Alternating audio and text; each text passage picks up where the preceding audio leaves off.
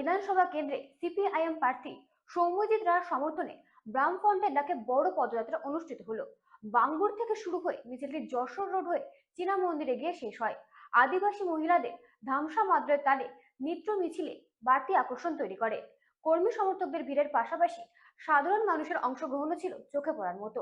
উপস্থিত ছিলেন দলের একাধিক নেতৃবৃন্দ।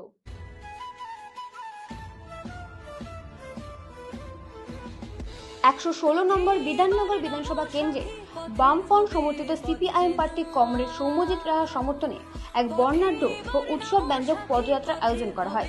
এই মিছিলের সূচনা হয় বাঙ্গুরের সিপিআইএম পার্টি অফিস থেকে, যেখানে শুরু থেকে ছিল উৎসব মুখর পরিবেশ এবং কর্মী সমর্থকদের বিপুল ভিড়।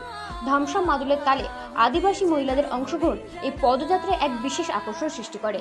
তাদের ঐতিহ্যবাহী নৃত্য ও সুরে পুরো পরিবেশ হয়ে ওঠে প্রাণবন্ত ও মনোমুগ্ধকর।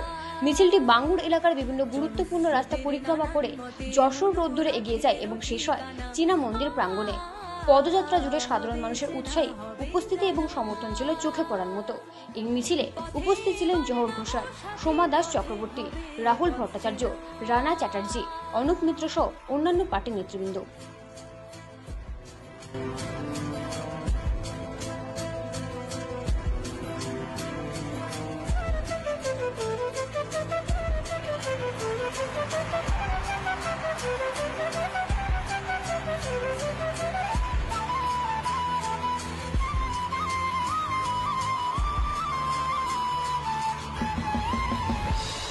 অনেক দিন গেল বৃথায় সংশয়ে, এসো এবার দ্বিধার বাধা পার হয়ে।